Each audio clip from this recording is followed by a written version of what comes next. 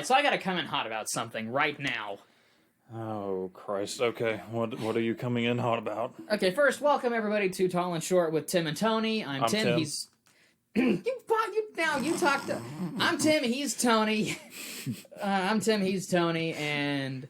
Today we're going to talk about the Jersey Devil, and I could not... What happened to me yesterday could not be more appropriate for what we're about to talk about today. How? What? Okay, so yesterday morning I was getting ready for work, and one of the things I do is I usually, oil my beard so that way it's soft and my skin's fine and it's not going to go bad or whatever. My bathroom, it has a little window, and there's a windowsill and everything, and I had this little sample vial of another oil from a different company.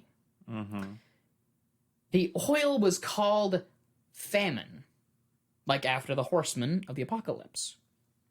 And I accidentally knocked it off the counter, and it fell onto the ground, shattering, spilling everywhere. But it's not a little bottle. It's a little bottle, not like a big ounce dropper. Not like a big... It's like got 2 drops of oil in it. And the smell hit me. I was like, what is this? This is disgusting. In fact, I'm going to get up real quick, and I'm going to get the stupid thing so you can smell it. Okay. 1 second. 1 minute later. All right, here it is.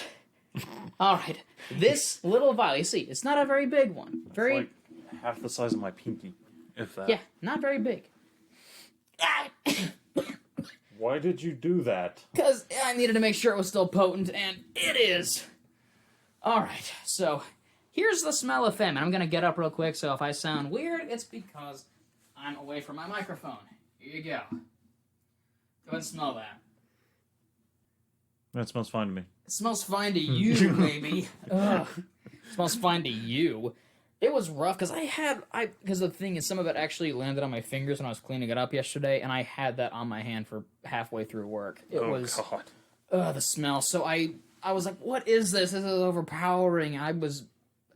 That's like my smelling salts. If I'm ever knocked unconscious, I need to get myself a bottle of that and just... I'm awake. What happened? It's called Famine. It's from an oil company that I used to... There it is. Oh. There it is. Told you. Oh, so for our visual watchers, because we have those, or for our audio listeners, I've taken like 3 sniffs, and then it just hit me, and my face just contorted. Yeah, pretty much. So, what is in Famine? I actually had to look it up. I was like, I know the store, and I'm not gonna plug them. Not out of disrespect. I love the company, but it's also like we're not being sponsored by them. We're not being sponsored. Whatever the case. That'd be cool though. It would be. But so I checked out what it is, and here's what is in there: barren pine needles. Fresh hay, sage, and cedar wood. Wow. So it's that is quite appropriate. So it's pine scented, and I hate pine. I prefer... Do you not pine for it? God, we're in my home. Get out. Jesus Christ. No, I prefer cedar wood, sandalwood, bourbon, bay rum, a lot... Very earthy tones, but not overly powerful earthy tones. I love how it went from talking about fragrances to where it sounded like you were just becoming an alcoholic. I love sandalwood, beechwood, rum. The fuck? Or also, Bourbon, like citrus, like orange and lime. I like those because they're very masculine smells as well, so you can smell really good without just putting on a bunch of chemicals. I've got a deodorant, sort of the same. I love the product, but same thing. I don't want to mention them without hopefully getting sponsored by it. That'd be cool. But they've got it's all natural, and it's like a sage. Mm-hmm. It smells really good. Sage is good, but it was definitely the pine, and I I'm not a pine man. It's such an overpowering smell. People are like, oh, I love the scent of pine. And I'm just like, how can you do this? To pay homage a little bit, are we now a body odor podcast? We're definitely... We're definitely a height podcast, because I've actually looked into it. Like, nearly every episode we've talked about, I have been, oh, hey, they're about this tall. Like, we did Rasputin last time, and I said, he's 6'4", dude. He's your height. So we're definitely a height podcast. We're definitely hype. I mean, the name. Tall and short, yeah. So that's going to be a thing. Like, I'm going to try to find as many details as I can on the heights of the different characters, and we're going to go from there. But so, like I said, we're going to talk about the Jersey Devil, and... Yeah, because that's what we were talking about. And it just works out that I happen to have broken a small vial of beard oil that happens to be pine-scented. Can you win, like, one that happens to have winning lottery numbers in it, or... You know... I mean, if we're stretching here... You know, I wish I could. I really do, but at the same token, I don't think so. My luck is terrible. My luck is bad. That's why I don't gamble. Yet you work at a casino. Yeah, I know. That's the irony of it. But, Jersey Devil.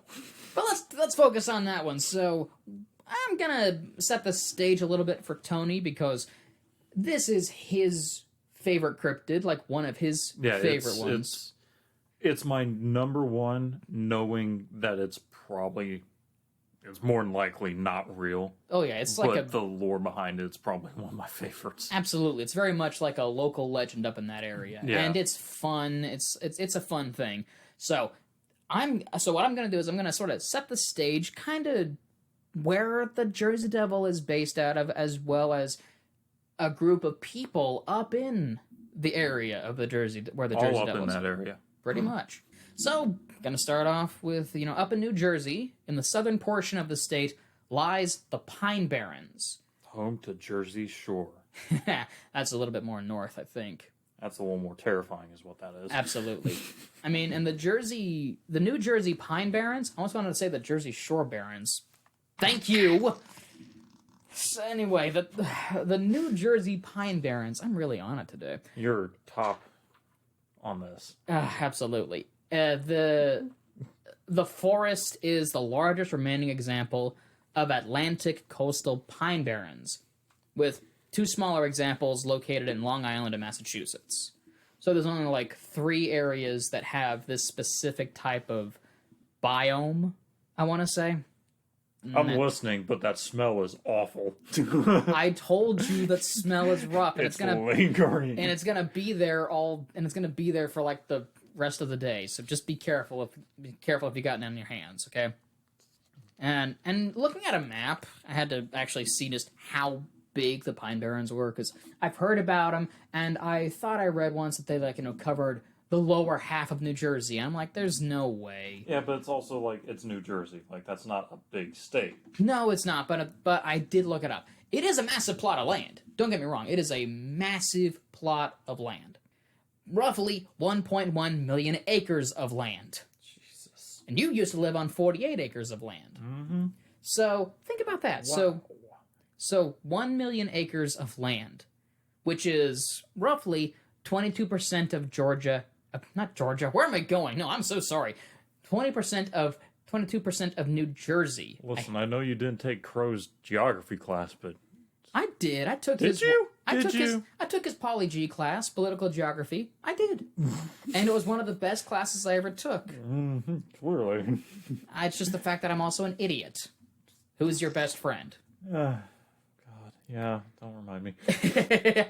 So nearly a quarter of the state. Nearly a quarter of New Jersey is just the Pine Barrens, which is pretty damn big. Yeah. That's a massive amount of the state. So, why is it called the Pine Barrens? First off, there's a lot of pine trees there. I mean... I was going to guess oak. There's pine trees, some cedar wood, I believe. There's a couple other trees, but it's primarily these large pine trees where pine tar and a bunch of other stuff is created. Yeah. Is manufactured from. And that's all you're going to see for the most part. Then, why is it called barren? Well, it's because the soil there is not very good. The soil is sandy, it's acidic, And it's also very nutrient poor. So growing anything there agriculturally, not gonna happen. Yeah. Incredibly difficult. In fact, beforehand, before the European colonization ever took over, there were ancestors to the Lenape people, a Native American tribe, who lived up in the area. And they actually moved out of the Pine Barrens to go elsewhere for agriculture because they couldn't do much. Couldn't grow anything. Yeah. Yeah. But they would set fire to the underbrush, which actually helps the trees grow. Because you've ever done, like, controlled fires and whatnot. Yeah. That's a way to help the land actually grow back, because the ashes from trees and some plants can actually be very nutrient rich. Yep. So that's how the trees could keep on going, was sometimes fires would be set just to do that. And also, they would sell the coal from the trees. Makes sense. Yeah, for different goods from other tribes. So that way you got kindling and warmth. I mean, the pine tar alone. And I actually looked into pine tar, speaking of it, just real quick. You know the whole phrase tarring and feathering? Pine tar. Yeah. Not actual, like, tar that we use for the asphalts on the roads and everything. Yeah. That's what I thought all the like time when I hear tar, but it's Yeah. like, no, it's pine tar. They would just superheat it up, glue it to you, and throw feathers on you. And it would hurt to get off, but it wouldn't. Oh, yeah. And it wouldn't kill you. It wouldn't suffocate you. Which is what I was like, oh, that's interesting. I didn't know that. Then, obviously, European colonizers came. And then the white man. Yep. In the 17th century, the area of New Jersey would be settled by the Swedish and the Dutch, who mainly focused on the Delaware River for setting up fishing and whaling settlements. Which, at the time, was good money, because you sell fish, you're going to be good. And then whale oil at the time was the commodity. Mm-hmm. And throughout the centuries, different industries would sprout up in the Pine Barrens, such as lumber for shipbuilding, iron for weapons, farm utensils, coal for fuel. I can go on for a bit here. Yeah. So, despite not being agriculturally rich for anything really, there were some everything resources. else, There were some resources. But a lot of industry that was there, like iron and coal, they eventually left because there were other areas that weren't the Pine Barrens. richer and easier to access. Exactly. Yeah. So eventually a lot of industries and even the settlements that were set up there were left abandoned into ghost towns. And so what happened? Well, the forest took itself back. Mm-hmm. The Pine Barrens slowly grew over everything and then pretty much wiped the slate clean, as if man had never once set foot in the Barrens, which is very fascinating to me. Oh, it's interesting to watch time-lapse videos of stuff like that. Absolutely. But then, of course, we talked about how settlements failed. There are people who do live in the Pine Barrens. And these folks are an interesting group. They're called the Pineys. It's called Wrong Turn. It's a horror series of movies. Yeah, they're called the Pineys, which is kind of a derogatory term, or was a derogatory term. I'll get into that. So, remember that the Pine Barrens are a very rough place to be. Pretty much inhospitable. You cannot live there normally. But the bottom dregs of society, your fugitives, your thieves, your moonshiners, poachers, deserting soldiers, your runaway slaves, at the time, of course, the people who, would belong in a prison people that didn't want to be found by society's standards back then. Yeah. Just because, again, the runaway slaves, they truly were trying to get away from oppression, and they wanted to live a better life. So, best way to do it, not get found, go hide out. Yep. And these people, all these runaways who just wanted to disappear, would become the Pineys. And they had to make do with their living situations. So, they wouldn't be agriculturally based, but they would hunt, they would fish, they would trap, they would build their own shelters, and so on, truly living off the land just to survive in the unforgiving Pine Barrens. And nowadays, the term Pineys is worn as a badge of honor, much like how a lot of people down here in the South apply to the term redneck. Yep. So, Oy. it was a negative term that was done back in the time, But it's been taken back Yeah, as a sign of pride. exactly. And they're like, well, we don't mind ourselves here. Yes, sir, Bobby. God. They probably do speak with A bit of a slang, a slur. not a slur, a twang. Probably even in some relation to, not like the Appalachian, whichever you want to do. It depends on where you're from. Twang to it, because you've got people in the hills in Tennessee and Kentucky, just name a couple spots, where they have what sounds like Scotch Irish. Mm-hmm. So they probably do have even a hint of Dutch in there as well. So now that we've we've started opening that up, I assume you're probably going to talk about the Kallikak study? Yep. Okay. I'm seeing a lot of that pop up here. I've got the Kallikak study all set up, buddy. Don't you worry. Yeah. So, for the most part, people saw the Pineys as terribly low-class, congenital idiots, especially by a couple of eugenics studies in the early 20th century. Now, I will say this beforehand, this is early 20th century language that I found. Oh boy. It is problematic. It does not reflect any of our views here at Tall and Short. This is just to illustrate how bad eugenics is. Especially because this At least was back in the day.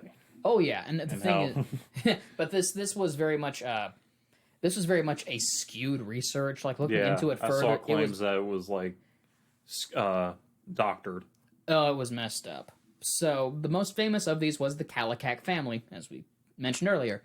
The researcher behind this was Henry H. Goddard, who was a psychologist and eugenicist.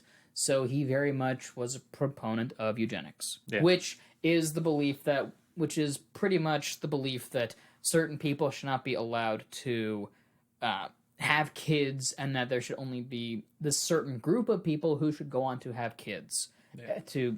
It's a very, very dark, very messed up viewpoint that some people still have to this day.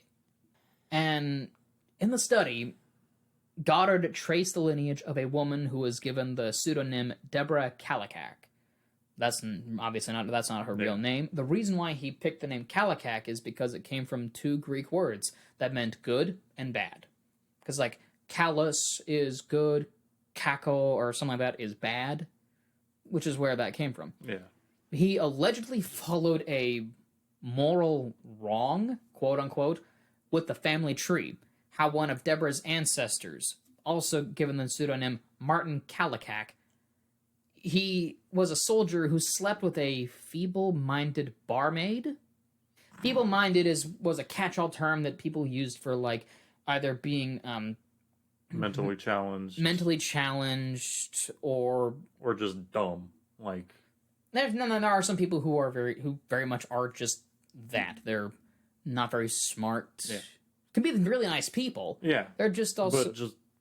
Sometimes they don't have common sense or something. Common sense or lack of education even. Yeah, especially, even just that. I assume, for the Pine Barrens area. Oh, easily.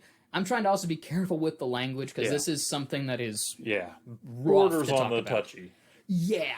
So, but anyway, so allegedly, Martin Kallikak, with big air quotes, he slept with a feeble-minded woman, a barmaid, who went on to bear a son who was also, quote-unquote, feeble-minded.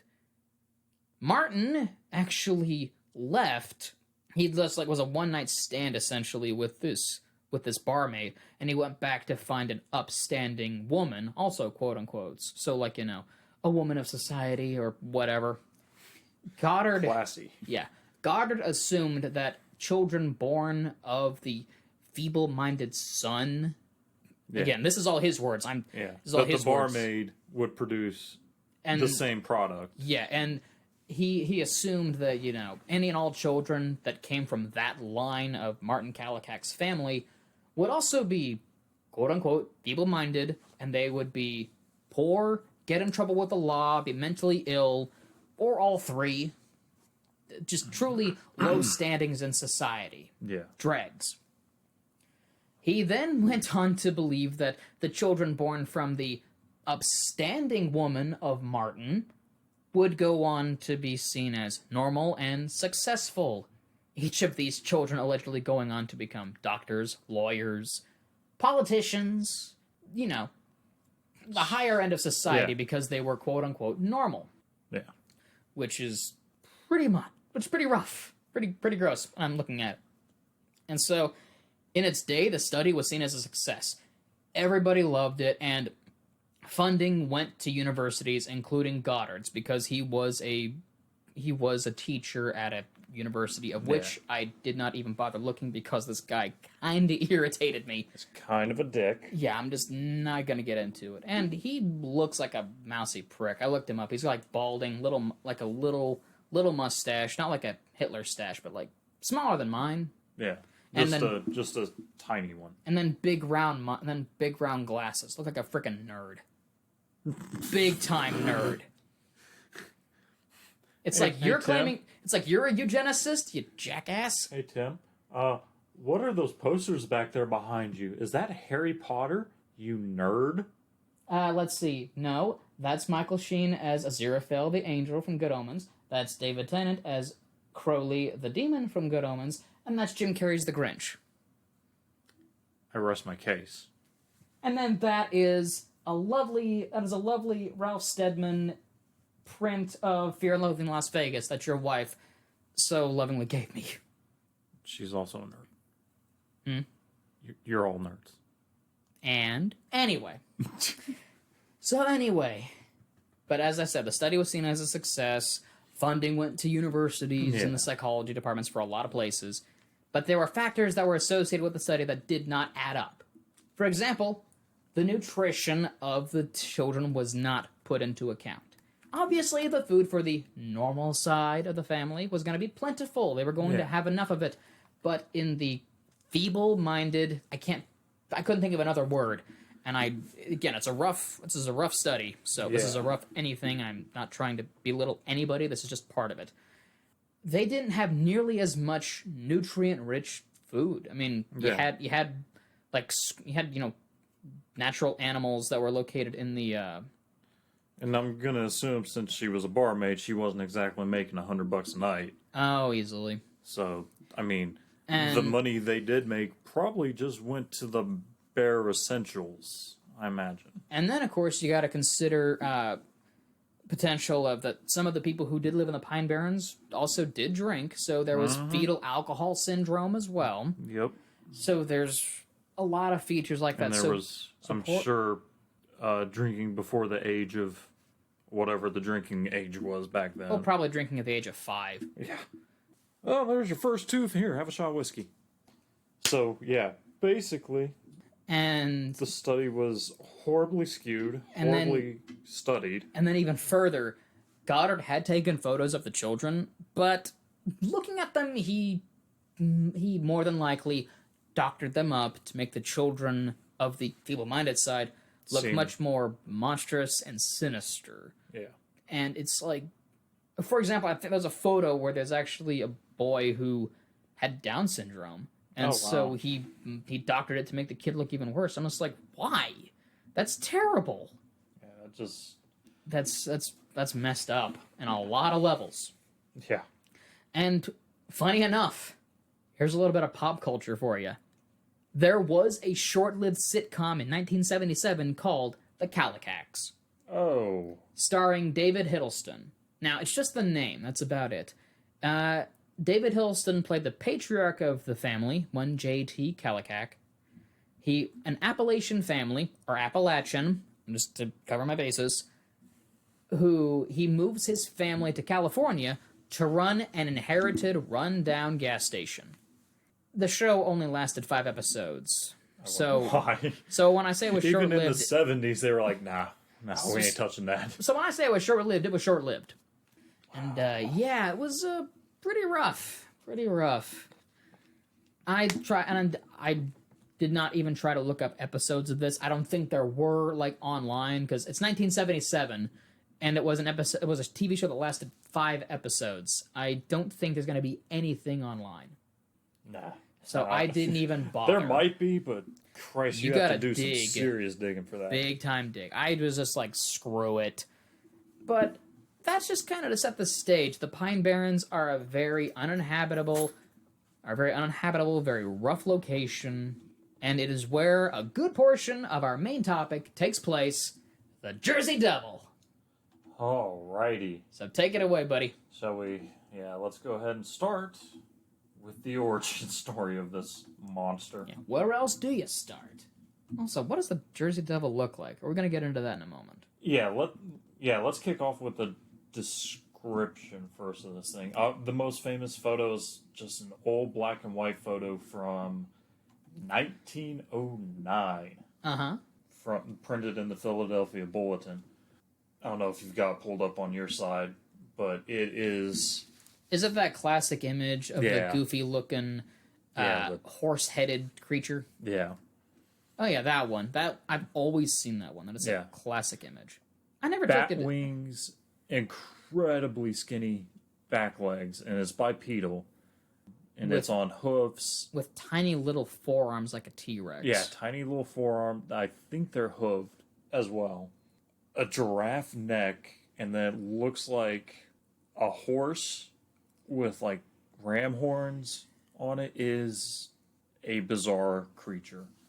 Whenever I saw that image growing up in the old books that you and I actually have a couple copies of, I was just like, that's like you reading the stories, like that's not terrifying. That thing looks goofy as all hell. Yeah. Then again, though, it was 1909 when the image was created, so it could make sense that back then people were like, "Oh, this is actually pretty freaking creepy." Yeah. So, since this is probably my most favorite, with sort of an asterisk to it. Yeah. The origin, we'll go over that. We'll go over some of the more famous sightings, and then honestly, I want to talk about sort of at the tail end of it, besides the pop culture influence it's had, what it could have been. Oh, yeah. Like, that's sort of something I want to slowly introduce with some of these, is what our thoughts are on what it could have been, what those people saw and perceived and morphed into this thing. Absolutely. But onto the origin, to this kangaroo horse bat. According to folklore and popular legend and everything that's been concreted basically in legend now at this point, Mother Leads, now identified as, or mostly identified as Deborah Leads. Wouldn't it be Leeds? Leeds? Yeah. I've always pronounced it Leads. I don't know why. Led Zeppelin. Sure. Mother Leeds, and this was happening in the mid-1700s. Mother Leeds has had 12 children.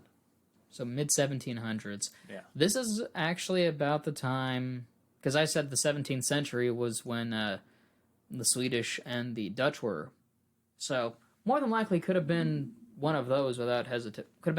She could have been one of the colonizers. Yeah, easily. And especially, I mean, that sounds like a very Dutch name, Leeds. Leeds. But in 1735, at this point, Mother Leeds had 12 children already. And, of course, superstition. That is a lot of kids. Yeah, no good joke. It's like, hey, what did Grandpa do? What did Grandma and Grandpa do back in there to have fun? I don't know. Let me ask my 42 aunts and uncles. We don't know either, man. Nope, we don't know. But in 1735, she was in labor. Uh-huh. On a dark and stormy night, of course. As it always is. Was having issues birthing number 13.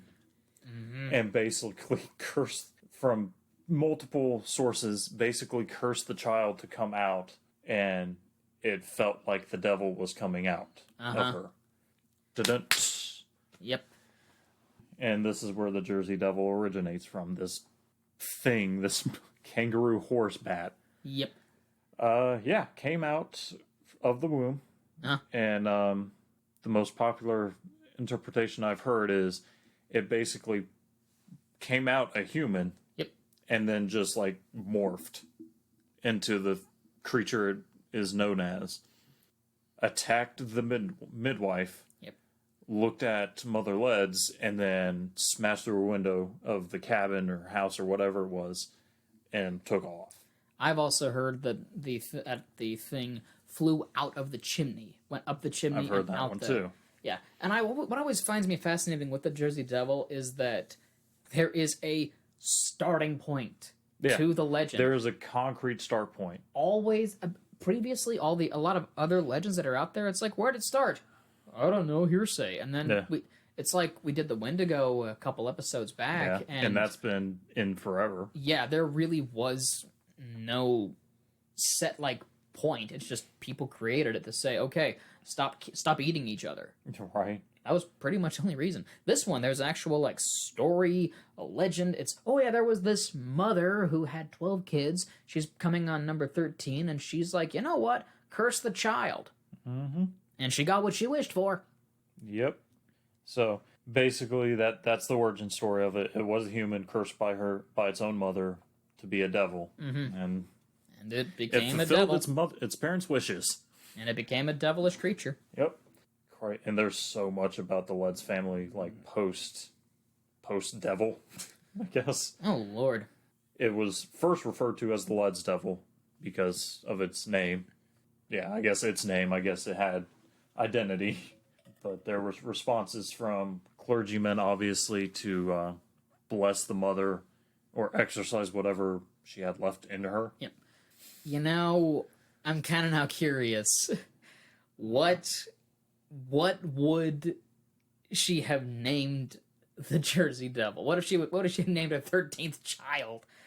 Because it's like if there's a dozen kids already, let's assume that half of them were boys, half of them were girls, and so you got probably Adam, Johann, Michael, John. Very, even I would argue even biblical names just for the sake of the fact that. Yeah. And then the women would be Sarah, Hester, Esther. Those two get confused a lot. And then what are we gonna call? What would be the Jersey? What would his name have been? Phil. Phil the Jersey Devil. Phil the Devil. Yeah. Phil the Devil. Okay, we're good. We've named the Jersey Devil. Wait, hang on, no. Dave. Nope. It would have been Dave. It would have been Dave. Because Tenacious D. Fair enough. Dave the Devil. Dave Devil. Dave the Jersey Devil. We have it. David the Jersey Devil. We have a name for the Jersey Devil. Hey, David, how's it going, buddy? Good to hear. Now then. Sorry about that little derailing. Actually, let's see. I do have one of the names of its brothers. Uh-huh. Titan. Well, there was Titus. There was a book of Titus, so that actually would work. Yeah. So, on Titan leads. I'll get that right eventually, I promise. You're going about it just fine.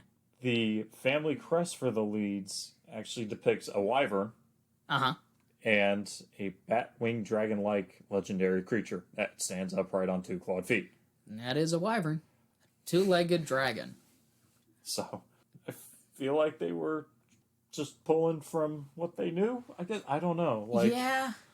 So, obviously, Leeds Devil started running amok, became an ubiquitous legend of southern New Jersey in the Pine Barrens. Yep. But the sightings really didn't start getting big. I guess really didn't start getting logged, I guess. Yeah. Until almost 1800s. Really? So there was, I'm sure there were sightings and there were mentions and rumors about town until then.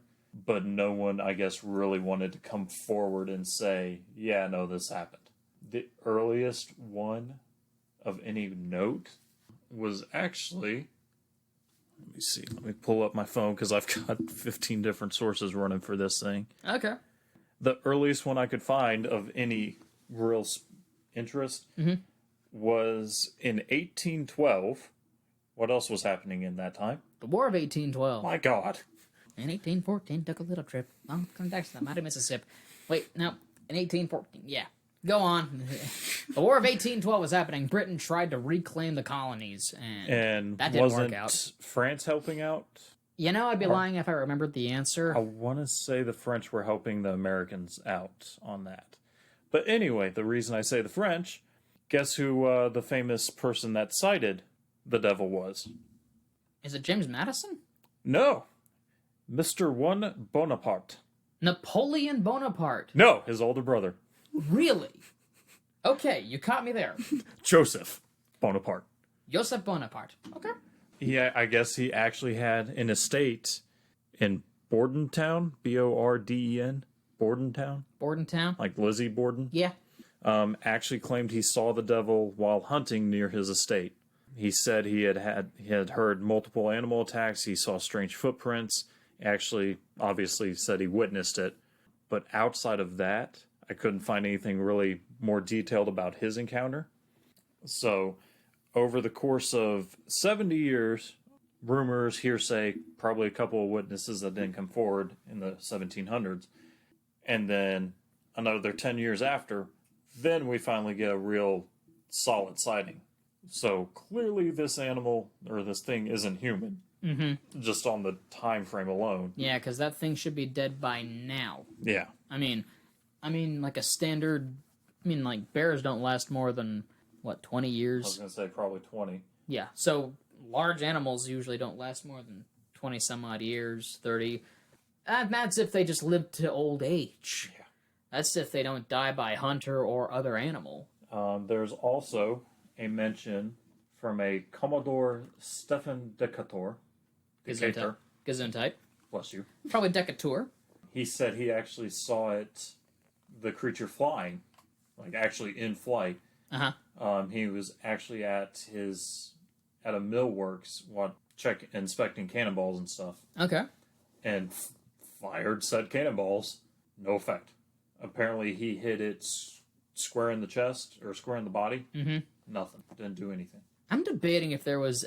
I'm actually debating on some of these already, because think about it for a second. What was also prevalent during that time? Alcohol abuse and drug abuse.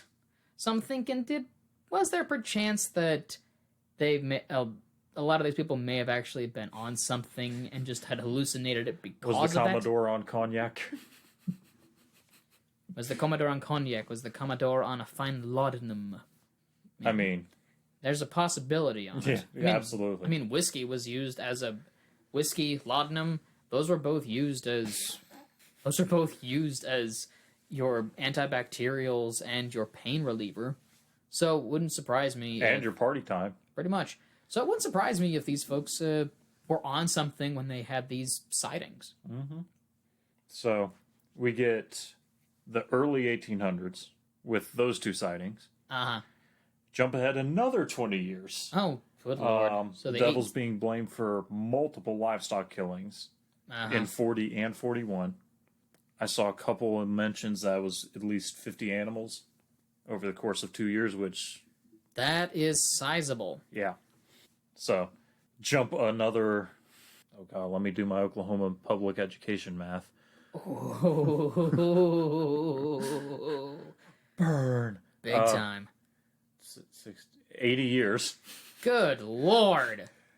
So it has been, what, nearly 200 years now? It was allegedly born in 1735, and I am jumping all the way to December 1925. Yeah, that's nearly 100 years. Yeah, no. 200 years. 200 years. Oh, thank you, Oklahoma Public Schools. Ooh. December 25th in Greenwich, New Jersey. You know, I actually think it's one of those weird words that is spelled this way. I think it's actually pronounced Greenwich. Whatever. Well, it's like you look at... I'm not from the East Coast. Well, it's like I pronounce my words how I see them. Okay, like that word. It's pronounced Gloucester, but it looks like Gloucester. Cester. Oh, I know. I know. I pronounce it. Yeah, that's Gloucester. So I think this is Greenwich, but I'll argue on my end. You argue on your end. Let's get back from Greenwich. From Greenwich. A local farmer shot an unidentified animal that was attempting to steal his chickens. Yep. Then took a photograph of the corpse, which I could not find that picture online anywhere. There's always that thing. There's always the internet. There's always the where's the photo? He claimed that he took it to at least 100 people around town, couldn't identify it. Uh-huh. And the time lapses here are just ridiculous. So we're at 1925. 1925, allegedly, the Jersey Devils may be killed.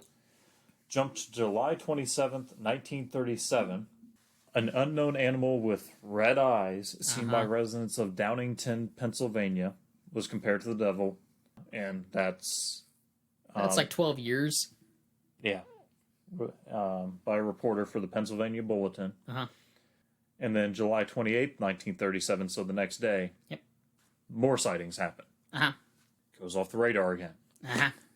1951. Okay, another 20 years. A group of kids in Gibbstown, New Jersey, claimed to have seen a monster matching the devil's description. And claims of the corpse matching the Jersey Devil description arose in 57. Okay, I'm definitely now thinking that this is just... Now this is definitely some hysteria, and also this is a group of kids. Easily, I'm just going to say that these are kids who were just looking to, prank people. And so they're like, oh, we saw this! Yeah.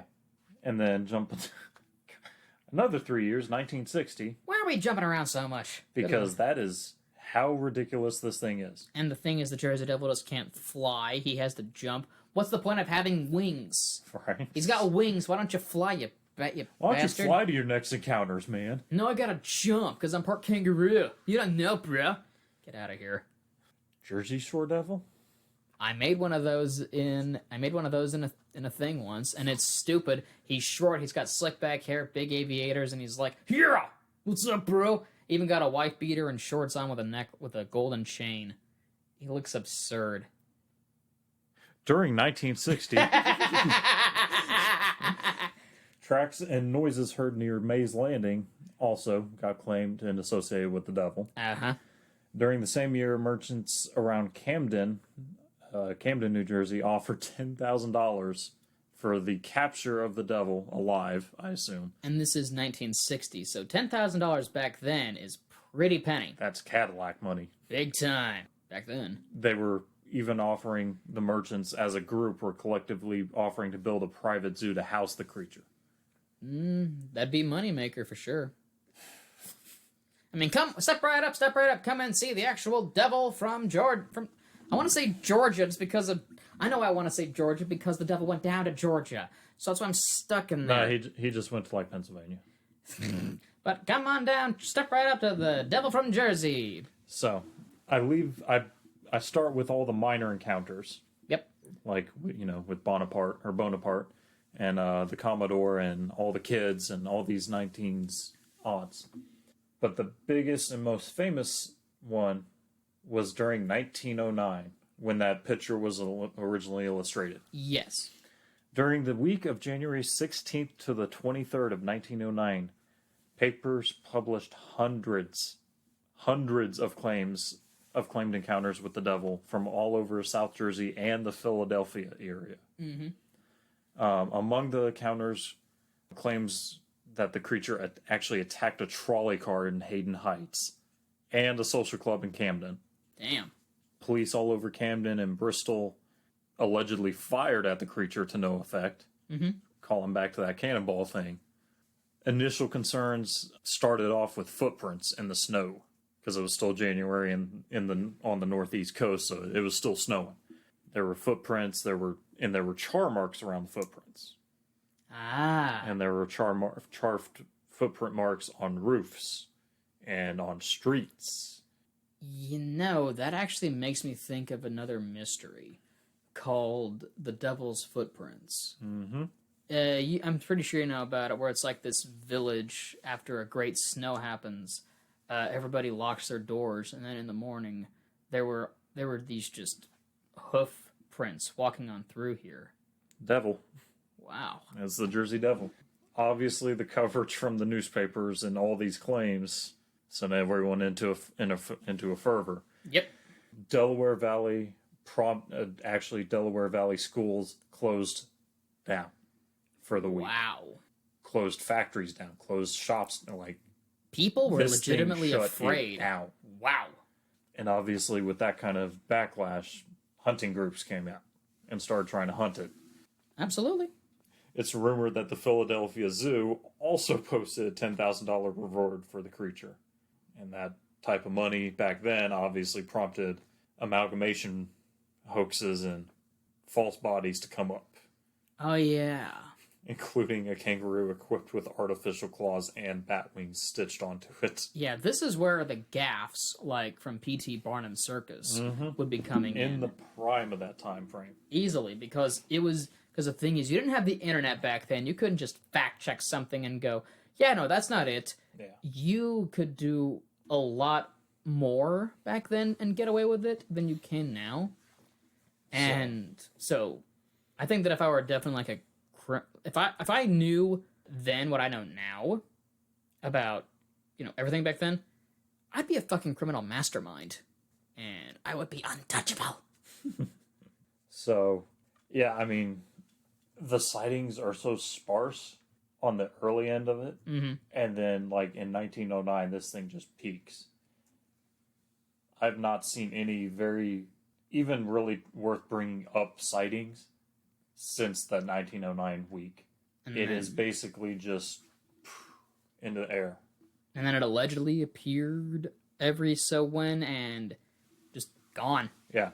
It was sort of a Pennywise clown, every few years it would show up and just cause hysteria and then just back into the wind. Pennywise don't clown around. God damn it. And yes, I'm proud of myself. So, that's, for the most part, that's pretty much all the sightings. Mm-hmm. So, the part I was kind of excited because I saw this snippet of info and I thought it was actually pretty interesting. Jeff Bruner of the Humane Society of New Jersey has the opinion that the sandhill crane is actually the basis for the devil. And sandhill cranes are ridiculously tall. They're a protected species in Florida. They are massive creatures even for a bird. I'm 6'4", and sandhill cranes, I think the tallest one I ever saw, it had to be 4.5 foot tall. They're not tiny birds. I've seen them. No. I've actually seen what they look like, and even further, I actually know what they sound like, and it's pretty freaking terrifying. Mm-hmm. They're obnoxiously loud. I can confirm on that one. Yeah. Because I actually did. You brought them up, and I actually found some sandhill cranes calling. So I want to see if this gets picked up on the microphone. If not, just look up sandhill cranes calling. You're gonna find one eventually. Yeah, give it a second.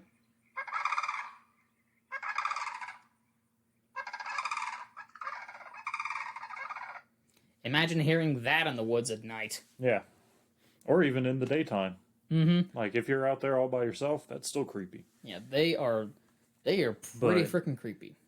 Based off how those things look, and then how that Jersey Devil picture is drawn, yep, that's a pretty good hit. Plus, they got that big red patch in their forehead, and it's said to have the creature that have burning red eyes.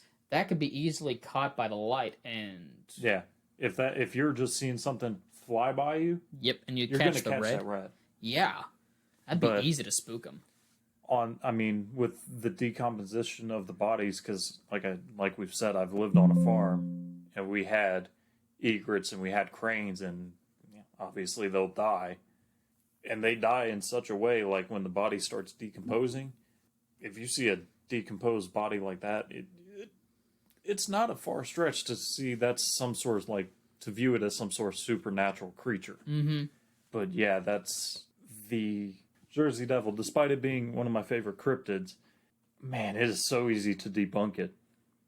Just the time frame alone between sightings. Oh yeah, is enough to make you that's not real. I really am thinking that there was not really something in the water, but people were definitely drinking.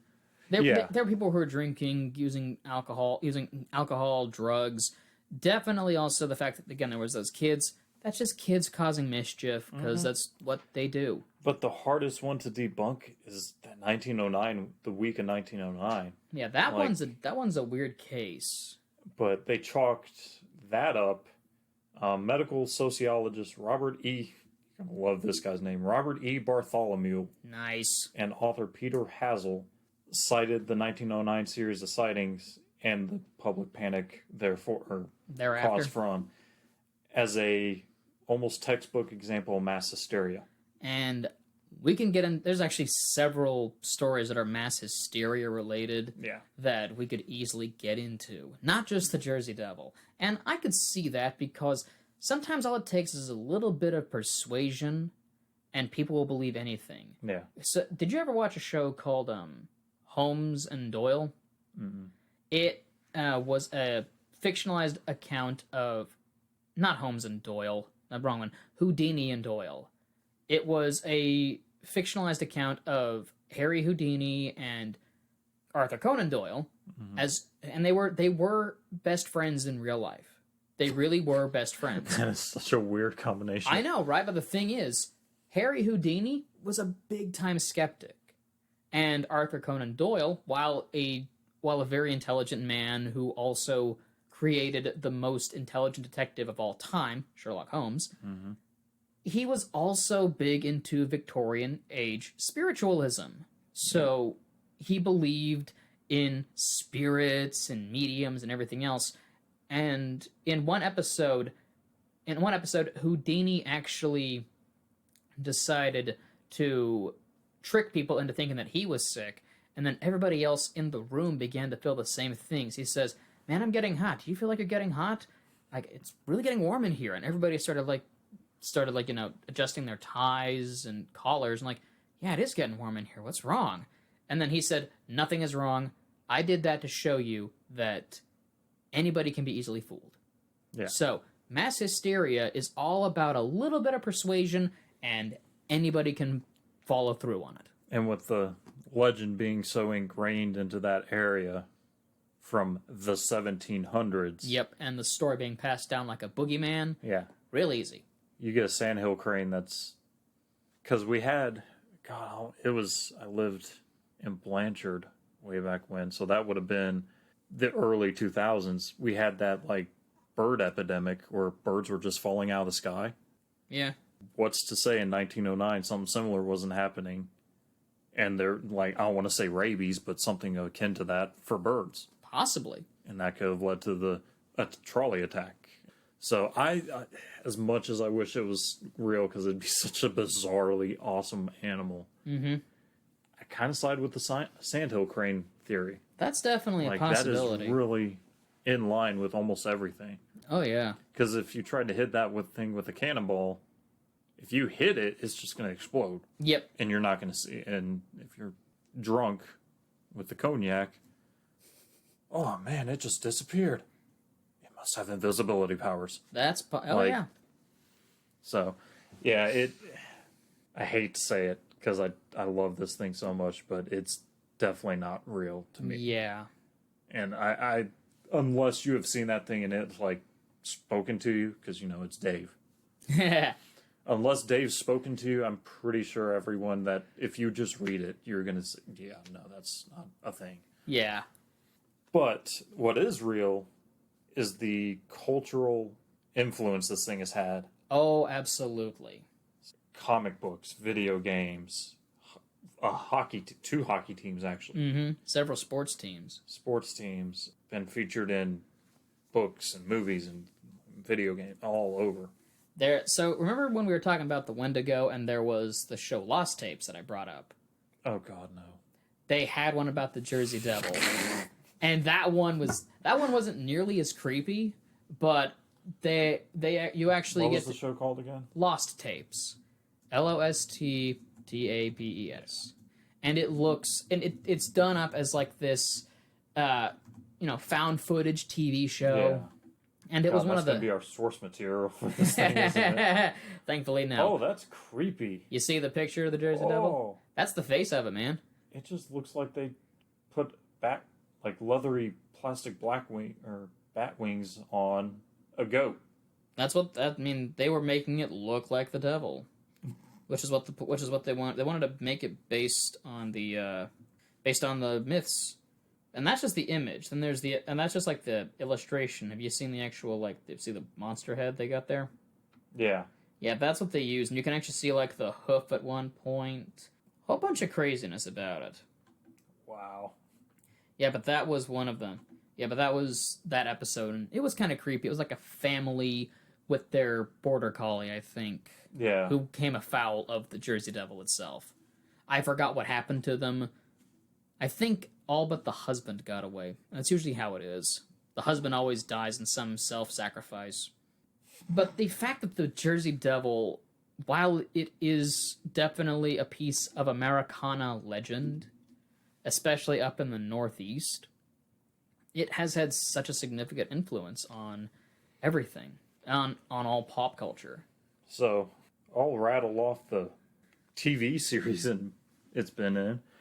The X-Files, The Wolf Among Us, 13th Child, Teenage Mutant Ninja Turtles. Uh-huh.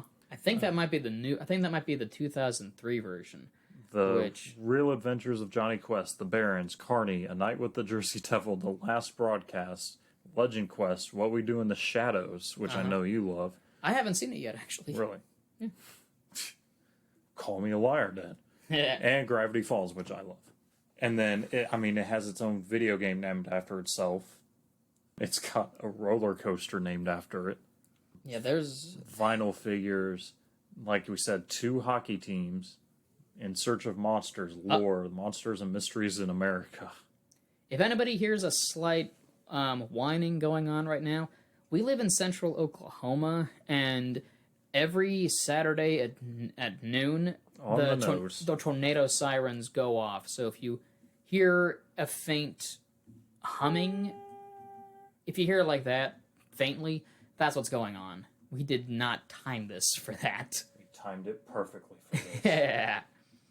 Yeah, but I've seen the Jersey Devil in like some online games too. Like when I was growing up in the early 2000s, early to mid 2000s, I would go onto like this website that was like educational games for kids. Oh yeah, I remember those. Yeah, and there was like the knowledge monster or whatever his name is. He was a little demon looking dude, and then you could play monster chess, and you could pick your monster. You could be the Jersey Devil, you could be Bigfoot, Loch Ness Monster, Chupacabra, and you would then be playing against another monster played by the computer in a game of chess, while also learning stuff. I was like, okay, this is cool.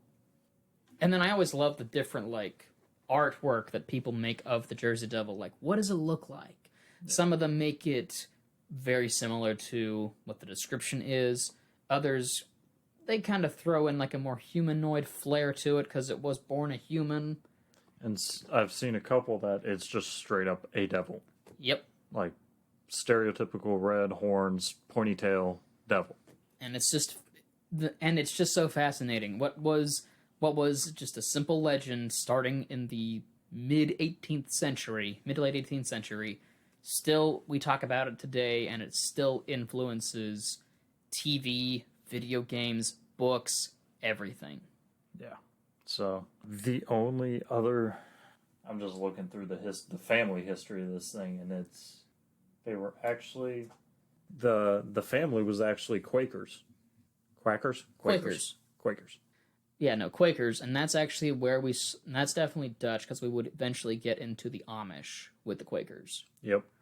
So yeah, they were definitely a Dutch colonizers. There's theories that the Leds family was actually not based on a single person, but was sort of like the Wendigo, sort of a cautionary tale, myth, legend, rumor that came with the Dutch. Yep. And that's sort of where it originated from, and then sort of got fine-tuned. Yep. And then the Leds actually had... Oh, this is where it got interesting. Despite moving to America, they were actually decently wealthy. They actually published almanacs. No kidding. Publisher Daniel Leds, that lived from 1651 to 1720. Mm-hmm. So I assume probably her mother Leeds' father actually had a decent almanac business going. He actually competed with Benjamin Franklin. Wow. Okay. Almanacs were big back then, just because farmers, everybody was a farmer, and they needed that. So that was big time money back then. Yeah. Wow. I'm reading through all this and trying to sort of surmise it up. The Leeds family sort of became, because of this rumor they brought with them from the old world, I guess, sort of became the pariahs. Okay. And Franklin being a rival publisher and politicians all sort of ran with that. And they knew him a lot better than they did the Leeds, so They sort of ran with that and sort of exiled the Leeds family, and that's sort of how it went. And they took the description of that creature from the old country and sort of ran with it. And that's sort of where their crest came from. And actually the Leeds, either one. the family's almanac business, their almanacs and encyclopedias actually had their crest on them. Mm-hmm. So they actually had the Jersey Devil on their stuff, on their product. I mean, when you look at a wyvern, especially the old, like, medieval heraldry look, Yeah, old description. it very much looks like the description of the Jersey Devil. So it maybe not even the fact that the Jersey Devil was I think that may have been as a means to mudsling and cancel legitimacy for the Leeds family easily. So because it's like, oh, it's like the figure of Vlad the Impaler. His sigil was a dragon. Yeah. And so because Dracul means dragon. And some of the other reason, I mean, they brought this legend with them, and they were sort of the outsiders looking in. Yep. But he dealt a lot with esoteric stuff. Who, Franklin? No, Daniel Leeds. Oh. He actually dealt a lot with Christian occultism, mysticism, cosmology, demonology, angelology, natural.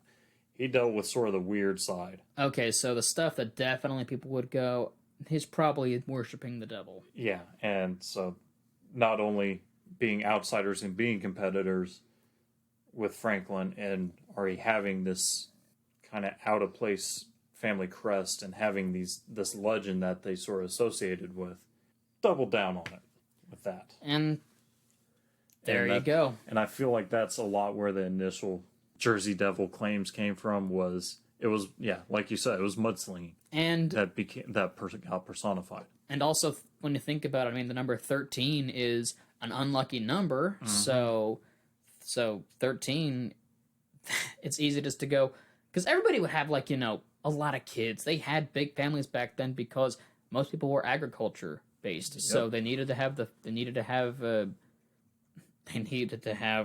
help, so they would have a lot of kids. So it was common to say having 12 kids was, I would argue, fairly common. And then saying, oh, I'm going to have a 13th kid. 13th is going to be evil. Yeah. So it's going to be spooky.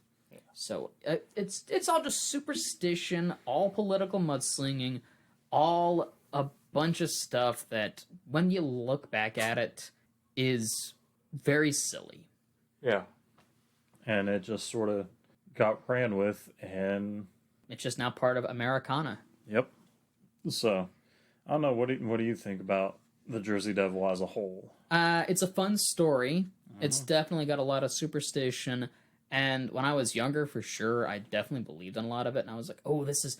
And, like, I would always try to look for the photos, I would always try to look up photos of what could be, and they were always either blurry, doctored, poor three-dimensional, just... It was like, oh, and so I just never found anything, and it definitely irked me a bit. Yeah, I was sort of the same way. Like, I loved reading about it. I had this. I remember the guy's name. Its last name was Blackman. Mm-hmm. Had a field guide to North American monsters. Jersey Devil had like a page and a half, 2 pages. I know what you're talking about. Mm-hmm. And yeah, I wore the pages off that book with just the Jersey Devil section. Yep. And it's like, in hindsight, it's like, holy crap, this thing was absolutely faked. Oh, easily. Like, looking at it through an investigative lens, it's not real. Well, that's depressing. Yeah, sucks. Not as depressing as episode 5. And at episode 5, it is going to be our first serial killer. And I'm just going to go ahead and say who it is. It is Nanny Doss. She had a body count of only 11 people, mostly her family, and this went on for a 30-year period, so she had some cool-down times. See how she did it and how she got caught, and we'll go from there. Then after that, I'm going to talk about frogs. 'Cause fuck you. I hate you for that. Yeah, well, I hate serial killers, so there we go. If you liked what you heard today, do send us an email, because we have an email. Check out it. Send us email, but send it in the post office. Yeah, we have an email now. It is tallandshort@gmail.com. That is one word, tallandshort@gmail.com. And we'll get back and we'll check through it. We won't get back with everyone because if it's going to be a lot of emails, we'll just go through what we can. We'll pick the best spelled ones. That's bad. We're both just two people working on this, so we're gonna have it'll take us forever to sift through it all. But because we're basically the Beatles, like we're gonna have way too much fan mail. Just a thought, but send it in. Tell us how we're doing. Give updates on stuff or just how y'all are doing. Or if you've seen the Jersey Devil of lately, Absolutely. Like maybe if you've seen Dave, let him know that we're trying to get a hold of him. Absolutely, but yeah, this has been Tall and Short with Tim and Tony. He's Tony. Damn it. I got you. He's Tony. And you're Tim. That's correct. And what should we say before we go? Don't have 13 children? Is that the lesson we're taking away from this? You know what? I don't know. I don't think there is a lesson for this. All right, thanks for listening, everybody. Hey, guys. Tim here. This is my bad. So I said the name of the email wrong. Please don't go to that one I said. Go to this one instead. It is actually tallandshortpod@gmail.com. That is TALLANDSHORTPOD@gmail.com.